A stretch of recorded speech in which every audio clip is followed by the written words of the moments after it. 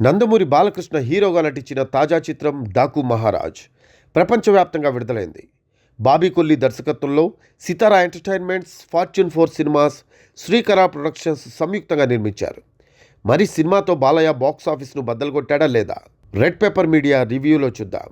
దయచేసి ఈ రివ్యూ గురించి నెగిటివ్గా తీసుకోకండి. సినిమాలో ఉన్న పాయింట్స్ని బేస్ చేసుకొని రివ్యూ చెప్పడం జరిగింది. ఇది ఎవరినైనా కించపరచడానికో, ఎవరినైనా ఇబ్బంది పెట్టడానికో, మనోభావాలు దెబ్బతీయడానికో చెప్పిన రివ్యూ కాదు. కేవలం సినిమాను చూసి పాజిటివ్ పాయింట్స్తో పాటు నెగిటివ్ పాయింట్స్ కూడా చెప్పిన రివ్యూ. సీతారాం బాలకృష్ణ తన కూతురుతో ప్రశాంతమైన జీవితాన్ని గడుపుతూ ఉంటాడు. మరోవైపు మైనింగ్ కింగ్ బాబీ డియోల్ అన్యాయంగా ప్రజలను దోచుకుంటూ ఉంటాడు. ఓ ఇష్యూతో బాబీ డియోల్ వల్ల సీతారాం ఓ సమస్యను ఫేస్ చేస్తాడు. ఈ క్రమంలో డాకు మహారాజ్ ఎవరు? పెద్దలను దోచుకొని పేదలకు సహాయం చేస్తూ ఉండే ఈ డాకు మహారాజ్కు సీతారాంకు ఉన్న సంబంధం ఏంటి? మధ్యలో నానాజీ ఎవరు? సీతారామే డాకు మహారాజ్, నానాజీ ముగ్గురు వేరువేరేనా, ఒకరేనా? ఫ్లాష్ బ్యాక్ మైనింగ్ కింగ్గా పిలువబడే అతనికి డాకు మహారాజ్కు ఉన్న లింక్ ఏంటి? దోచుకోవడానికి కాకుండా ప్రజలను కాపాడేందుకు డాకు మహారాజ్ ఏం చేశాడు? శిష్ట రక్షణ కోసం కత్తిపట్టిన డాకు మహారాజ్ చివరకు దుష్ట శిక్షణ ఎలా చేశాడో తెలియాలి అంటే ఈ సినిమా చూడాల్సిందే. బాబీ తన గత చిత్రాలను పరిశీలిస్తే చిన్న పాయింట్ చుట్టే కథ మొత్తం తిప్పడం బాబీ మార్క్ స్టైల్. గత చిత్రం వాల్తేరు విలయ సినిమా తర్వాత బాలయ్యతో సినిమా చేస్తూ ఉండడం, దానికి డాకు మహారాజ్ టైటిల్ పెట్టడంతో ఈ సినిమాపై అంచనాలు ఆకాశాన్ని అంటాయి. బాబీ కూడా ఆదిత్య 369 సినిమాలో కృష్ణకుమార్ను కాపాడేందుకు శ్రీకృష్ణదేవరాయలు డాకు గెటప్లో ఉరిశిక్ష నుంచి కృష్ణకుమార్ను కాపాడతాడు. ఆ పాత్ర నేపథ్యాన్ని బేస్ చేసుకొని ఈ సినిమాను తెరకెక్కించాడు. అనగనగా ఒక రాజు ఉండేవాడు, అది కూడా రాజ్యం లేని రాజు. ఇందులో డాకు మహారాజ్ పాత్రను రాబిన్హుడ్ తరహాలో తెరకెక్కించాడు దర్శకుడు. అంతేకాదు బాలయ్యను ఆయన అభిమానులు ఎలా చూడాలి అనుకుంటున్నారో అంతకు మించి చూపించాడు బాబీ అని చెప్పాలి. కొన్ని సీన్స్ గూప్స్ బంప్స్ తెప్పిస్తాయి, కానీ కామన్ ఆడియన్స్కు ఈ సీన్స్ ఏ మేర ఆకట్టుకుంటాయో చూడాలి. బోయపాటి శ్రీనిను మించి బాలయ్యలోని ప్లస్లను తనకు తగ్గట్టుగా మలుచుకున్నాడు. అందుకు తగ్గట్టుగా యాక్టింగ్ కూడా చేశాడు బాలయ్య. లాజిక్కు దూరంగా సినిమాను తెరకెక్కించాడు బాబీ అని చెప్పొచ్చు. బాలయ్య కాస్ట్యూమ్స్ విషయంలో మంచి శ్రద్ధ తీసుకున్నాడు. ఆ విషయంలో అయితే బాగా మెచ్చుకోవాలి. ఇక ఊర్వశీ రౌతాలాతో బాలయ్య రొమాంటిక్ సాంగ్ కొంచెం ఇబ్బంది కలిగించేలాగా ఉంది. బాలయ్య పరువు తీసేలా ఉందనేది కూడా తెలుస్తూ ఉంది.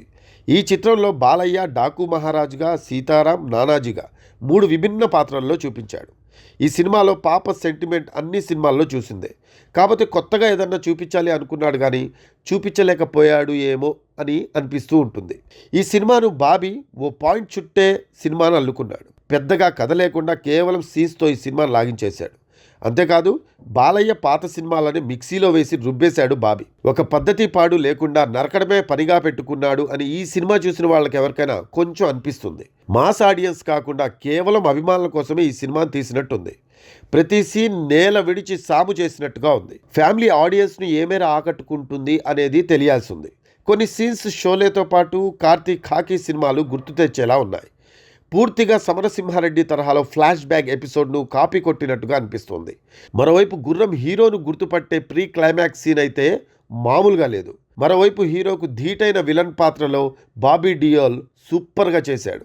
అక్కడక్కడ లాజిక్ లేకుండా సినిమాను లాగిచ్చేశాడు, కానీ తమని సినిమాకు అందించిన ఆర్ఆర్ అదిరిపోయిందని చెప్పాలి. పాటలు ఏమంత ఆకట్టుకునేలా లేవు అనిపిస్తుంది. ప్రేక్షకులకు వాట్సాప్, ఫేస్బుక్, ఇన్స్టాగ్రామ్లో చూసుకోవడానికైతే పాటలు అల్లాడిస్తాయి. ఈ సినిమాలో ఎడిటర్ ఫస్ట్ హాఫ్లో అరగంట కట్ చేసినా సినిమాకు పెద్దగా వచ్చిన నష్టమేం లేదు అనిపిస్తుంది. సినిమాటోగ్రఫీ, నిర్మాణ విలువలు బాగున్నాయి.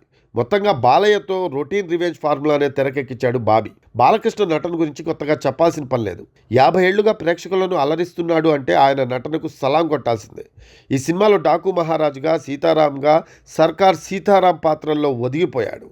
డాకు మహారాజ్ పాత్రలో బాలయ్య ఒదిగిన తీరు అద్భుతం అని చెప్పాలి. బాబీ డియోల్ తన పరిధి మేరకు విలన్గా రాణించాడు. శ్రద్ధా శ్రీనాథ్, ప్రజ్ఞా జైస్వాల్ కథ ప్రకారం వారి పాత్రలకు న్యాయం చేశారు. ఊర్వశీ రౌతాలను కేవలం ఏదో ఐటమ్ సాంగ్ కోసం పెట్టినట్టుంది. మిగిలిన నటీనటులు తమ పరిధి మేరకు రాణించారని చెప్పొచ్చు. ఇక ఈ మూవీ ప్లస్ పాయింట్స్ చూసుకుంటే Daaku Maharaj Balayya high voltage action ఉంది. నిర్మాణ విలువలు బాగున్నాయి. తమన్ ఆర్ఆర్ అదుర్స్. మైనస్ పాయింట్స్ చూద్దాం. Routine story, screen play, songs కూడా, ఫస్ట్ హాఫ్, అలాగే editing. Punch line, Daaku Maharaj Balayya అభిమానులకు ఈ సంక్రాంతి బూస్టప్ ఇచ్చిందని చెప్పాలి. సినిమా చూసి మీ రివ్యూ కూడా కామెంట్ రూపంలో తెలియజేయండి. ఈ రివ్యూపై మీ కామెంట్స్ తెలియజేయండి.